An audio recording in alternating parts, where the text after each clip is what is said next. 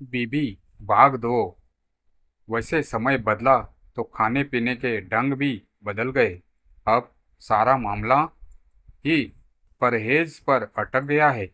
ये खाओ, वो न खाओ, और क्या न खाए क्या न खाए, वर्तमान समय के बड़े विमर्श हो चुके हैं। अब पिता और चाचा जी भी कब तक पेंशनर बीबी की कंजूसी से परेशान होकर फल वगैरह लाते। कई बार आदमी किसी सी जिद पर खींच ही जाता है। सबकी अपनी अपनी जिम्मेदारी और खर्चे बढ़ गए थे। उन्होंने बीवी को उनकी जिद और कंजूसी के साथ ही झेलने का मन बना लिया। फिर भी कभी कभी लोग लाज से डरते फल लाकर दे देते। कब्ज के लिए लिवर टॉनिक ला रखते तो बीबी कह देती, भैया इसके पैसे ले लो, जितने भी लगे हैं। तुम लोगों का अपना बहुत खर्चा है, कहकर अपने कुर्ते की जेब से पैसे निकाल कर दे देती। उनकी उम्र बढ़ रही थी, शरीर का वजन बढ़ रहा था। ज़्यादा चलने फिरने की अब उन्हें आदत न थी। पानी वो बहुत कम पीती। खाना खाने के बाद जो भी पी लिया सो पी लिया। आजकल की तरह कोई 10 या 12 गिलास पानी पीने का टारगेट बनाकर वो नहीं चलती थी। पानी भी कोई पीने वाली चीज़ है? ऐसे ही आदमी अपना पेट फाड़ ले। जब जरूरत हो तो पानी पियो। पानी से पेट भर लेने से थोड़ा काम चलता है। भोजन के लिए भी तो जगह बचे। बीबी के अपने तर्क थे और उनके तर्कों के सामने सबके सुझाव बेकार थे। हर महीने पेंशन का उन्हें पूरा ध्यान रहता। पिताजी से पूछती रहती थी कि सरकार कब पैसे बढ़ाएगी।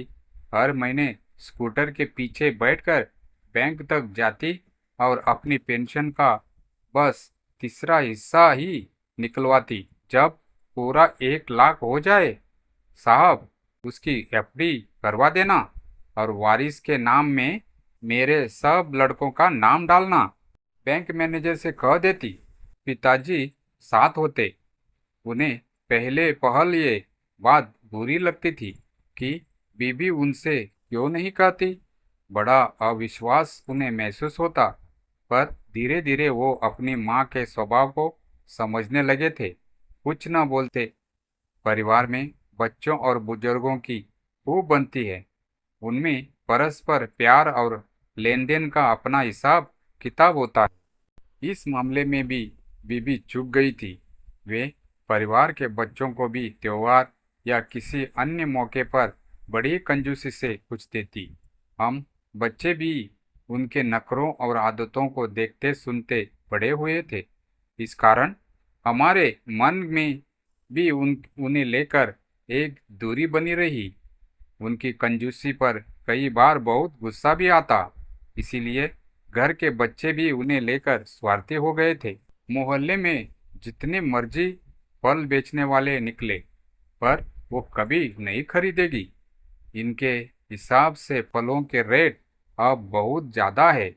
कहीं न कहीं उनके मन में चीज़ों की कीमतें बहुत पुरानी कीमती पर ठहरी हुई है और वे उनके हिसाब से ही चीज़ों के महंगे सस्ते होने का मापदंड तय करती है। अगर कोई फल या मिठाई दे गया तो उसे लेकर उनका मोह बच्चों वाला है।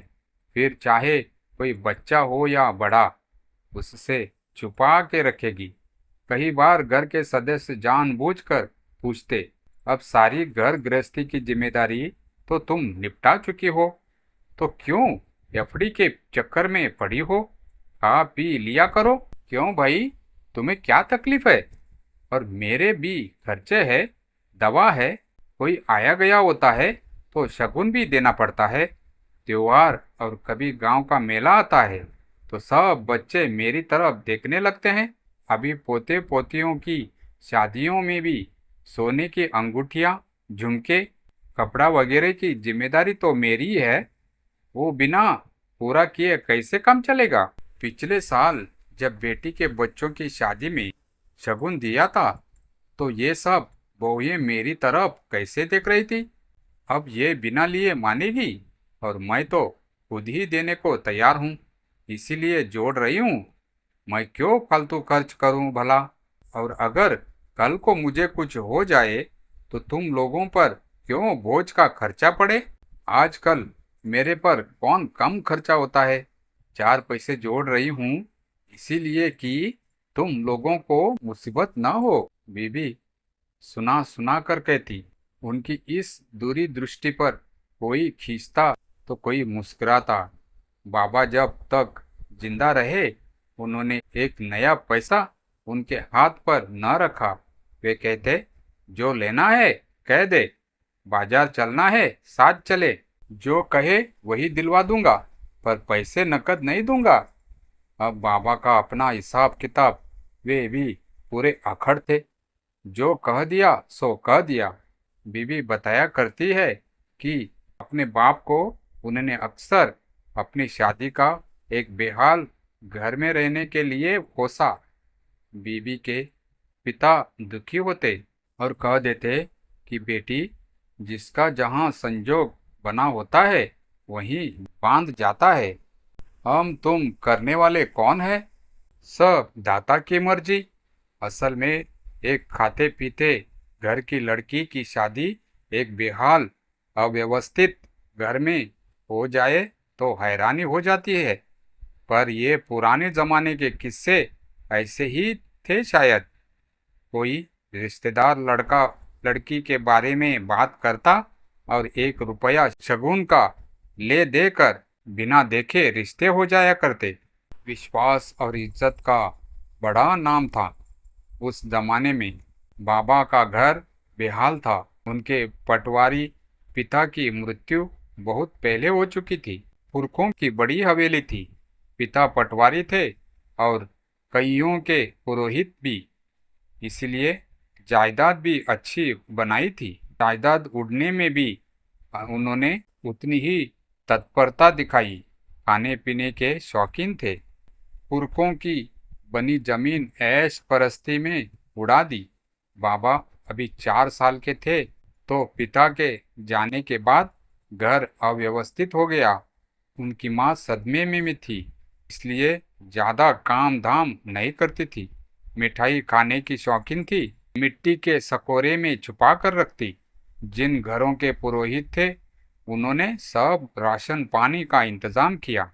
अड़ोस पड़ोस की स्त्रियां थोड़ा बहुत बुहार सवार जाती। धीरे धीरे हवेली मकड़ी के जालों, धूल और गर्द से भर गई। धीरे धीरे बाबा बड़े हो गए। एक रिश्तेदार ने एक सरकारी महकमे में नौकरी लगवा दी। अब लड़का नौकर था, बड़ा घर था, चाहे बिगड़ा हुआ था। माँ आदि पागल थी। ऐसे समय में रिश्तेदारों ने सोचा कि अगर एक सुशील कन्या आ जाए तो क्या पता घर को दोबारा भाग लग जाए। बाबा का मुलाजिम होना और उनके पास बड़ी हवेली या घर होना एक बड़ी बात थी उन दिनों के लिए। इसी बात के स्तर पर बाबा के ताऊजी ने उनका घर बसाने में मदद की। उनका रिश्ता तय हुआ और बीबी इस घर में ब्याह कर आई। बीबी के आने पर बाबा थोड़ा सहज हो गए। घर में चूल्हा जला, सफाई हुई और एक व्यवस्था चल पड़ी। बीबी की सास को व्यवस्था में रहने की आदत नहीं थी और बीबी को व्यवस्था रहने की आदत थी। यह बात दोनों के बीच अक्सर झगड़े का कारण बनती। बीबी की सास अक्सर आने जाने वालों से शिकायत करती कि जब से ये आई है मेरा लड़का मुझसे छीन लिया है। वो सुबह का चाय पानी पीकर बाहर गांव में चली जाती, यजमानों के घर घूमती रहती, वही चाय पानी और भोजन वगैरह कर पी लिया करती। बीबी बताती है कि उनकी सास जाते जाते घर के दरवाजे के बाहर चूल्हे की राख बिछा देती, ताकि अगर कोई घर से बाहर जाए या अंदर आए तो उनके पैरों के निशान राख पर छप जाए और शाम को वो घर लौटकर झगड़े का कोई कारण ढूंढ सके, बाबा को भड़का सके। बीबी बताती है कि उन दिनों बाबा के ताऊजी 2 या 3 दिन बाद घर का चक्कर लगाते थे। घर के अंदर कभी ना आते। घर के बाहर पड़ी चारपाई पर बैठ जाते और आवाज लगाकर घर का हालचाल पूछ लेते। किसी चीज की कोई जरूरत हो तो बताने को कहते। बीबी से वो चाय या लस्सी कहकर मांग लेते। लस्सी में शक्कर घोलकर पीते थे। बीबी बताती है कि उन्होंने कभी ताऊजी की शक्ल नहीं देखी थी। 2 हाथ का घूंघट निकलने का रिवाज जो था, बाबा के हिस्से के जमीन पर भी ताऊ और उनके बेटे खेती करते थे और हर साल फसल में से हिस्सा दे दिया करते। एक गाय बीबी के पिताजी छोड़ गए थे। बाबा जब भी शाम को अपनी सरकारी नौकरी से लौटते, आए हुए अपनी साइकिल पर हरे चारे का गट्टर लाद लाते।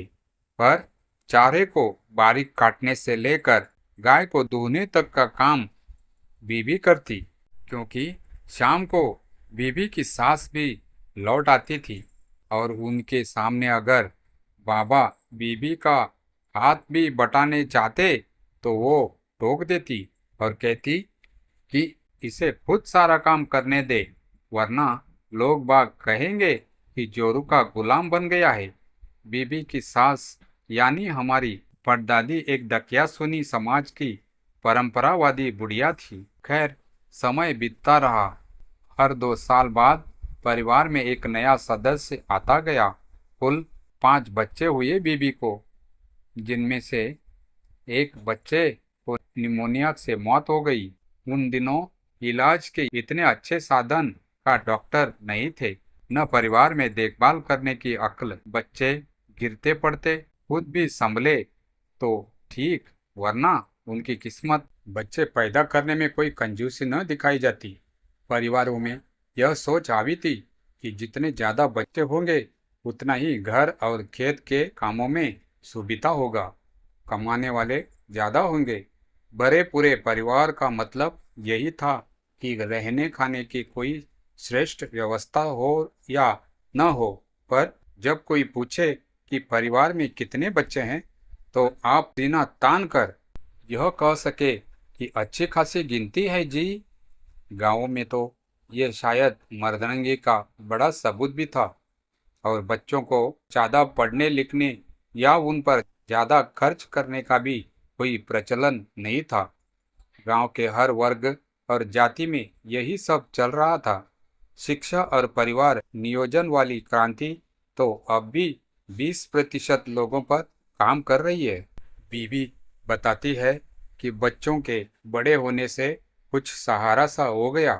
अब घर अकेलापन नहीं था।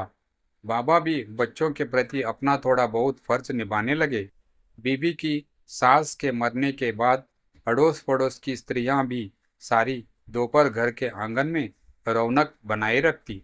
घर का आंगन खुला डुला था, इसीलिए दरी बुनने, चरखा काटने और सूत रंगने का काम इकट्ठे बैठकर किया करती। चरखे की मुद्दत गू गू अनोखा सा संगीत वहाँ फैलाए रखता। अपने मोहल्ले की सभी लड़कियों की शादी में दी जाने वाली लगभग सभी दरियां अपने घर में बुनी गई। आग खड्डी लगी होती और वो बातें करती, दरिया बुनती रहती। सिरहाने के गिलाफ, बिस्तर की सूती चादरों पर रंगीन धागों से लड़कियां सुंदर कढ़ाई करती। पहले ये सब लड़कियां एक दूसरे से देखकर या अपनी माँ से सीखती थी। ये सब लड़कियों के लिए जरूरी था। आजकल तो सब बाजार जाती है, जितना मन करे अपनी मर्जी उठा लाती है। पहले ऐसी मौज नहीं थी। अपने कमरे की चारपाई पर बैठी वो अपने अतीत को याद करती हुई हमें बताया करती। मोटे शीशे वाले चश्मे के पीछे दिखती उनकी आंखें जैसी कई दृश्य हमारे सामने लाकर रख देती। हम अपने मोबाइल में खोए हूँ करते रहते। ये जरूरी था। अगर हम हूँ ना करते तो वो बातें सुनाना बंद कर देती और कहती, निकम्मो, मेरी बात का कोई हुंगार तो तुम लोग भरते नहीं। मैं पागलों की तरह बोलती जा रही हूँ। हम माफ़ी मांगते हुए बात सुनने की मिन्नत करते, पर फिर वो ना बोलती और फिर अगले दिन बात शुरू करती। हम सब बच्चों ने बचपन से उनकी अनेकों बातें, कहानियाँ ऐसे ही सुनी है। इनमें हूँ करना एक अहम शर्त थी। जब हम छोटे थे तो अक्सर सोने से पहले खा पीकर बीवी के बिस्तर पर जाकर उनके साथ लेट जाते। वे कहानियाँ सुनाती, चिड़िया, कौवा, राजा रानी, जादूगर, परी के अनेक किस्से। बीबी पढ़ी लिखी नहीं थी, पर फिर भी उनके पास पहेलियों और कहानियों का खजाना था। हम हैरान होते उनके इस संग्रह पर। जाने कहाँ कहाँ से अनोहने इतनी कहानियाँ जुटाई थी। वे एक के बाद एक सुनाया करती, कभी न थकती। हम सुनते सुनते सो जाते तो कई बार वो हिलाकर पूछती, अरे तुम लोग सो गए? ना हूँ ना हाँ करते हो, जाओ भागो अपने बिस्तरों पर। हम इनकार करते कि नहीं सोए, ताकि कहानी चलती रहे, पर नींद हमें हरा देती। कई बार सुबह आंख खुलती तो सोचते कि हम बीवी के बिस्तर से उठकर यहाँ अपने बिस्तर पर कब आए। असल में माँ या पिताजी कई बार हमें सोने पर गोद में ही उठा लाते, या हम खुद आधी नींद में ही मन के साथ उठकर आते और सुबह याद न रहता। और अब हालत ऐसी है कि अपनी जिंदगी में इतने व्यस्त हो गए हैं कि कई कई बीबी का हालचाल भी नहीं पूछा जाता। उनके पास दो घड़ी बैठकर उनकी बातें नहीं सुनी जाती। अब बच्चे भी अपनी आदतें बदल चुके हैं। बीबी के किस्सों की जगह अब मोबाइल गेम्स और टीवी कार्टून्स ने ले लिए हैं। बीबी की नज़र अब धीरे धीरे कमज़ोर हो गई है। उनका शरीर कमज़ोर हो गया है। कई बार बैठे बैठे लुढ़क जाती है। पूछो कि क्या हुआ तो कहेगी, जाने कौन मुझे धक्का दे जाता है। उनकी हालत धीरे धीरे बिगड़ रही है। पुरानी स्मृति सब याद है, नया भूल जाती है। मिलने कोई आएगा तो उसे बताएगी कोई और। हैरानी की बात यह है कि इस हालत में भी पेंशन, पैसे और खर्च का पूरा हिसाब अब भी सही बताती है। खैर, समय बीत रहा है। बीवी का शरीर लगातार कमजोर पड़ रहा है। आजकल उन्हें अकेले रहना अच्छा नहीं लगता। सारा दिन पड़े पड़े वे ऊब जाती है। लगता है जैसे वे बहुत सी बातें और अनगिनत किस्से सुनाना चाहती है।